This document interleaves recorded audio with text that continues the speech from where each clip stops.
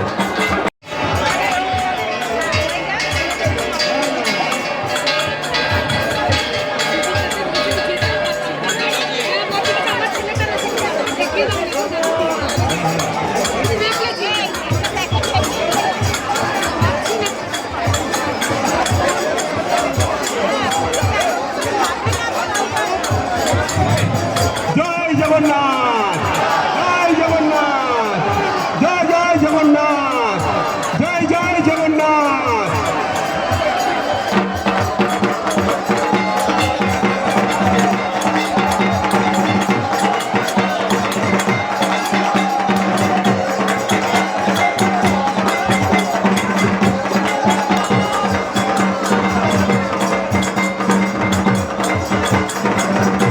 জয় জয় জগন্নাথ জয় জয় জগন্নাথ জয় জগন্নাথ।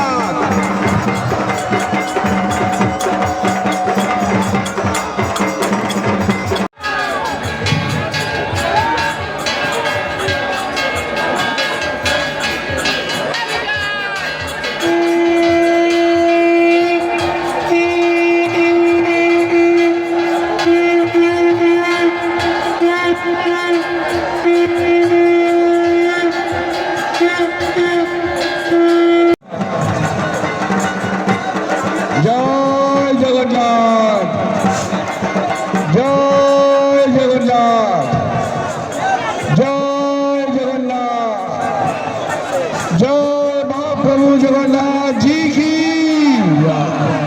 চৈত্র মাসের পূর্ণিমা তিথিতে আজ মাহেশের ঐতিহাসিক ৬২৮তম স্নানযাত্রা উৎসব আমরা কিছুক্ষণ আগেই মহাসমরায় পালিত করলাম। রূপোর ছাগনি এবং রূপোর ঘোড়া দিয়ে ওনাকে ২৮ ঘোড়া গঙ্গাজল এবং ১.৫ মণ দুধ দিয়ে ওনাকে স্নান করালাম। আজকের দিনে বলা হয় জগন্নাথ দেবের জন্মদিন। আজকে হ্যাপি অ্যাপিয়ারেন্স ডে বলা হয়, আমাদের শুভ আবির্ভাব দিবস এবং চন্দন যাত্রার উদযাপন দিবস আজকের দিনকে বলা হয়। আজকে সারাদিন ব্যাপী আমাদের পূজা অর্চনা চলবে। আমাদের সকাল থেকেই আমাদের অবকাশ বেশে ধারণ করানো হয়েছে এবং বিভিন্ন পূজা ক্রিয়াকর্ম, অভিষেক স্নান, সমস্ত রকম আমাদের পূজা ক্রিয়াকর্ম চলেছে এবং তার পরবর্তীকালে আমরা ২৮ ঘোড়া গঙ্গাজল এবং ১.৫ মণ দুধ দিয়ে ওনাকে স্নান করালাম। আজকে তারপরে আমরা প্রথমে পূজার আগে আমাদের অবকাশ বেশ ধারণ করানো হয়েছে। তারপরে আমরা এখন সিঙ্গার বেশে ধারণ করাচ্ছি। এই সিঙ্গার বেশের পর আমাদের ভোগ নিবেদন করতে হবে এবং তার পরবর্তীকালে আমরা ঠিক সকাল ৯টার সময় আমরা গজবেশে ধারণ করাবো। আজকের দিনে গজবেশে মহাপ্রভুকে দর্শন করলে মুক্তি লাভ হয় এবং সকল পাপ থেকে আপনারা মুক্তি পাবেন। তাই জন্য আজকের দিনে গজবেশে মহাপ্রভুকে দর্শন করবেন। মুখ্য যোগ কেন বলা হয়? এই মুখ্য যোগটা আজ থেকে ৪৭ বছর পূর্বে ১৯৭৭ সালে ঠিক সকাল ৬:৩০টার মধ্যেই আমাদের মহাপ্রভুর স্নান হয়েছিল এবং সেই দিনেই যে মুখ্য যোগ পড়েছিল তার জন্যই আজকের দিনেও আমরা মুখ্য যোগ হিসেবে ধরে থাকছি। কারণ আজকের দিনও আবার অম্বুবাচী পড়ে যাচ্ছে, সকাল ৮টা ৪৫-এ আমাদের অম্বুবাচী পড়ছে। কিন্তু এটা আপনারা জেনে রাখবেন, শ্রী আমাদের নীলাচল এবং মাহেশ কোনো অম্বুবাচী আমাদের হয় না, কারণ আমাদের পুণ্য অমাবস্যা। এখানে অম্বুবাচীর দিনও আমাদের বিভিন্ন বিধবারা আমাদের মন্দিরে বসে মহাপ্রসাদ সেবন করে, তাই জন্য আমাদের অম্বুবাচী হয় না। তাই জন্য আমাদের অম্বুবাচীর মধ্যেও আমাদের পূজা ক্রিয়াকর্ম বৈদিক মতে সর্ব ক্রিয়াকর্ম আমাদের চলবে। আমাদের সারাদিনব্যাপী পুজো অর্চনা চলবে। আমরা বিকেল 4টের সময় আমাদের বৈকালী ভোগ হবে এবং দুপুর 12টার সময় আমাদের গজ ভোগ হবে। ওনাকে লাড্ডু ভোগ দেওয়া হবে যেন, কারণ উনি গজব এসে আজকে ধারণ করছেন। এবং ঠিক সন্ধ্যা 6:30 নাগাদ আমাদের এই স্নান বেদি থেকেই মহাপ্রভু উনি গজবেশী উনি দর্শন দেবেন এবং আজকে 6:30টার সময় সন্ধ্যা আরতি আমাদের স্নান বেদি থেকেই হবে এবং ওইখানেই আমাদের অন্নভোগ নিবেদন হবে। এবং মায়েসের যে প্রসিদ্ধ শীতল ভোগ, যেটা হাতিপায়া লুচি নামে প্রসিদ্ধ, সেই হাতিপায়া লুচি এবং অন্নভোগ আমরা মহাপ্রভুর স্নান বেদিতেই সন্ধ্যাবেলায় আমরা মহাপ্রভুকে নিবেদন। কাল থেকে আগামীকাল থেকে মহাপ্রভুর দরজা সম্পূর্ণরূপে বন্ধ হয়ে যাবে। আজকে রাত্রি 8টার সময় মহাপ্রভুকে পণ্ডি যাত্রা করে আমরা গিয়ে আমরা প্রবেশ করাবো। ওই তারপরেই আমাদের রুদ্রদ্বারে মহাপ্রভু চলে যাবেন। আগামীকাল থেকে আমাদের অনবসরকাল বলা হবে। এই অনবসরকালে আমাদের কোনো কোলাহল চলবে না, কাঁসর ঘণ্টা বাজবে না। আগামী 15টা দিন আমাদের এই অনবসরকালে থাকবে।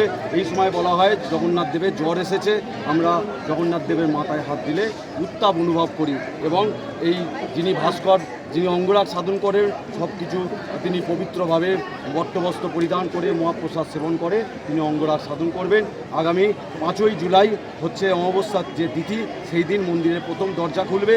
সেই দিন নবযৌবন উৎসব হয়। আমাদের মায়েসে হয় নবযৌবন, আমাদের নবকলেবর হয় না। আমাদের প্রতি বছর শুধু অঙ্গরাগ সাধন হয় মহাপ্রভু। এবং আগামী 5 এবং 6 জুলাই নবযৌবন উৎসব অনুষ্ঠিত হবে মায়েসে।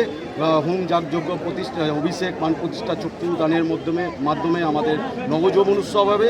এবং আগামী 7ই জুলাই মায়েসে 628তম ঐতিহ্যমণ্ডিত রথযাত্রা উৎসব আমরা মহাসমরায় পালিত করতে চলেছি। আমি পিয়াল অধিকারী, আমি সম্পাদক এবং প্রধান সেবায়িত কৃষ্ণ মাহেশ জগন্নাথ।